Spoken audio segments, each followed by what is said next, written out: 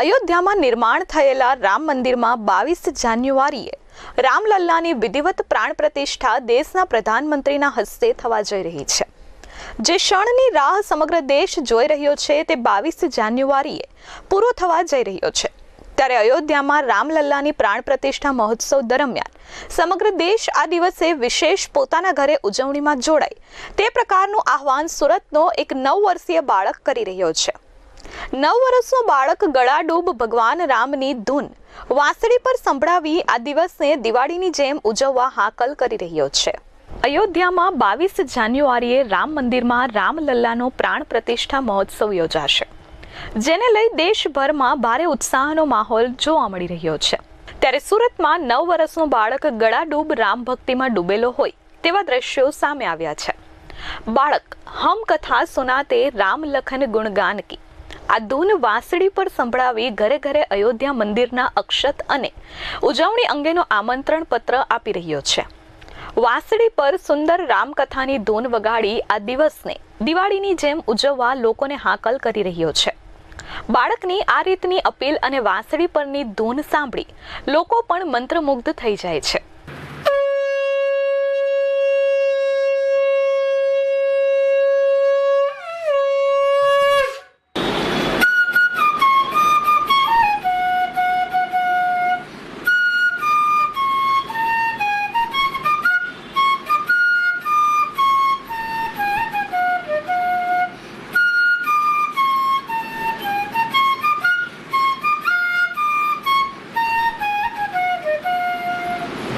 સુરતમાં 1 જાન્યુઆરીથી 15મી જાન્યુઆરી સુધી રાષ્ટ્રીય સ્વયંસેવક સંઘ દ્વારા લોકોના ઘરે ઘરે જઈ 22 જાન્યુઆરીની કઈ રીતે પોતાના ઘરેથી ઉજવણી કરવી તે અંગે સમજણ આપવામાં આવી રહી છે।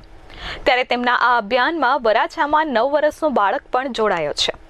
9 વર્ષનો ઓમ ઓઝા નામનો બાળક રોજ રાત્રે RSSના સ્વયંસેવકોની સાથે જઈ લોકોને સમજાવી રહ્યો છે કે 22 જાન્યુઆરીએ અયોધ્યામાં પ્રાણ પ્રતિષ્ઠા થાય ત્યારે 12-20 કલાકે તમારે તમારા ઘરે દીવડા પ્રગટાવવાના છે, ઘરના બારણે આસોપાલવના તોરણ બાંધવાના છે, ઘરમાં રંગોળીઓ કરવાની છે અને દિવાળી જેવો માહોલ કરવાનો છે। આટલું કહેતાની સાથે આ બાળક પોતાની પાસે રહેલા અક્ષત આપી કહે છે કે આ અયોધ્યાથી પૂજેલા અક્ષત છે, જેને તમે જે પણ ભગવાનને માનતા હોય તેને ચડાવી દેવાના છે। મારું નામ ઓમ અમિતભાઈ ઓઝા। હું ચપટી ચોખ્ખા આપું છું, ઘરે ઘરે જઈને વેણું સંભળાવું છું, પછી લીલું તોરણ બાંધવાનું હું મેસેજ આપું છું રામજીનો કે તમારે ઘરે લીલું તોરણ બાંધવાનું, પછી 5 દીવડા પ્રગટાવવાના। રામ મંદિર માટે હું આજથી શંખનાદ કરું છું। મારે 22 તારીખે દિવાળી જેવો માહોલ તમારે ઉજવવાનો છે। આભમાં ઉગેલ ચાંદલો ને જીજાબાઈ ને આવ્યા બાળ રે, જીજાબાઈ ને આવ્યા બાળ।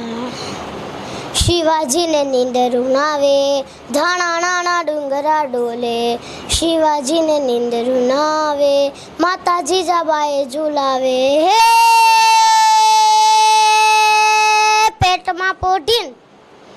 પેટમાં પોઢીને સાંભળે શિવા રામ લક્ષ્મણની વાત રે, શિવા રામ લક્ષ્મણની વાત। શિવાજીને નીંદરું નાવે માતા જીજાબાઈ ઝુલાવે, ધાણા નાના ડુંગરા ડોલે, શિવાજીને નીંદરું નાવે। ઓમ ઓઝા રામલલ્લાની પ્રાણ પ્રતિષ્ઠા સાથે સાથે 22 જાન્યુઆરીએ કઈ રીતે ઉજવણી કરવી તે સમજાવવાની સાથે એક વિશેષ વાંસળી પર ધૂન પણ વગાડી રહ્યો છે। ઓમ ઓઝા જ્યાં જ્યાં લોકોને સમજાવવા જાય છે ત્યાં ત્યાં રામાયણ કથા દર્શાવતી પંક્તિની ધૂનને સુંદર રીતે વાંસળી પર વગાડી લોકોને અનોખી રીતે સમજાવી રહ્યો છે। બાળકની આ પ્રકારની ધૂન વગાડવાથી લોકો પણ ખૂબ જ આકર્ષાય છે અને મંત્રમુગ્ધ થઈ જાય છે। એટલું જ નહીં, આ પ્રકારના બાળકના કાર્યથી તેના વિસ્તારમાં હવે લોકો તેને રામ જન્મભૂમિનું આમંત્રણ આપતા બાલરામ તરીકે સંબોધવા લાગ્યા છે। મારું નામ અમિતભાઈ ગૌરીશંકરભાઈ ઓઝા। અમે જ્યારથી RSSમાં જાય છે ત્યારે અમારે પહેલું જ્યારે રામ મંદિર બનતું હતું ત્યારે નિધિ એકત્રીકરણનો અમારે કાર્યક્રમ હતો, તો એ કાર્યક્રમમાં સહભાગી હતા। એ કાર્યક્રમમાં એ ઘરે નિધિ એકત્રીકરણમાં જતા, ઘરે ઘરે જતા, અને એ વધારે ઉત્સાહ એ છે કે નિધિ એકત્રીકરણ રામ મંદિર બનતું હતું ત્યારે જતા હતા, અને અત્યારે જો રામ મંદિર બની ગયું છે તો એને અવસર મળ્યો છે કે રામ મંદિરમાં ઘરે ઘરે આમંત્રણ દેવાનો પણ એને અવસર મળ્યો છે. એ ડબલ ખુશી છે. એનું કારણ એક જ છે કે એ નાનપણથી ભાવભક્તિમાં છે અને RSS સાથે જોઈન્ટ છે અને 5 વર્ષથી RSSમાં જાય છે. બાળ સ્વયંસેવક છે, આઝાદ રાત્રિ સ્વયંસેવક શાખામાં. અને અમારે RSSમાં 7 દિવસના વર્ગ હોય તો એમાં વંશી બધું ત્યાં જ ઘોષના અમારે વર્ગ હોય એમાં જ શીખવાડે. અને 7 દિવસનો વર્ગ હોય તો ત્યાં 7 દિવસ રહેવાનું હોય અને આરાધના કરવાની હોય. લોકોનો પ્રતિભાવ સારો મળે છે, થોડોક મેસેજ સારો જાય છે કે અને બીજું કે કઈ રીતે એક્ટિવિટી કરે, લોકો છોકરા જોવે છે તો થોડુંક શીખે છે એમાંથી. વરાછા લંબે હનુમાન રોડ ખાતે આવેલા ડાયા પાર્ક સોસાયટીમાં ઓમ ઓઝા રહે છે. તેના પિતા અમિતભાઈ ઓઝા સાથે વાત કરતા જાણવા મળ્યું કે તેઓ ટેક્સટાઇલ માર્કેટમાં આવેલ માર્કેટમાં નોકરી કરે છે અને છેલ્લા 5 વર્ષથી RSSમાં જોડાયેલા છે, જેમાં તેમને પ્રચાર પ્રમુખની જવાબદારી છે. જ્યારે તેમનો પુત્ર ઓમ ઓઝા હાલ 9 વર્ષનો છે અને તે ધોરણ 4માં ખાનગી સ્કૂલમાં અભ્યાસ કરે છે. તે 5 વર્ષનો હતો ત્યારથી પિતા સાથે RSSમાં જોડાયો છે.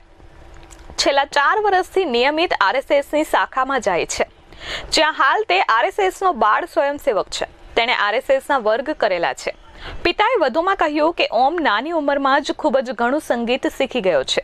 તેની નાની ઉંમરમાં શીખવાની ખૂબ જ ધગશ રહેલી છે. તે RSSમાં શીખવાડવામાં આવતી વાંસળીની 8 જુદી જુદી રચના પર સંગીત વગાડી શકે છે, જેમાંથી રામાયણ કથાની ધૂન તે શીખ્યો છે. હાલ ઘરે ઘરે લોકોને આમંત્રણ આપતી વખતે આ ધૂન વાંસળી પર વગાડી લોકોને જોડાવવા સંભળાવે છે.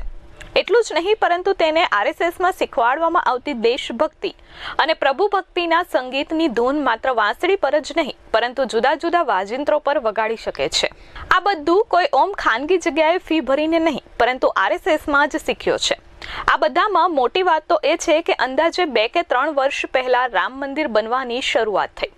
ત્યારબાદ રાષ્ટ્રીય સ્વયંસેવક સંઘને જે લોકો રામ મંદિર માટે દાન આપવા ઈચ્છતા હોય તેવા ભક્તો પાસેથી નિધિ એકત્ર કરવાની જવાબદારી સોંપાઈ હતી. ત્યારે RSSના કાર્ય વખતે ઓમ પણ ઘરે ઘરે નિધિ એકત્ર કરવા માટે જોડાયો હતો. ત્યારબાદ અયોધ્યાથી પૂજાયેલા અક્ષતની સુરતના વરાછામાં નીકળેલી તમામ કળશ યાત્રામાં તે ઉત્સાહભેર જોડાયો હતો. હવે મંદિરના નિર્માણ બાદ પ્રાણ પ્રતિષ્ઠા મહોત્સવમાં લોકોને ઘરેથી જોડાવા આમંત્રણ દેવા જઈ રહ્યો છે.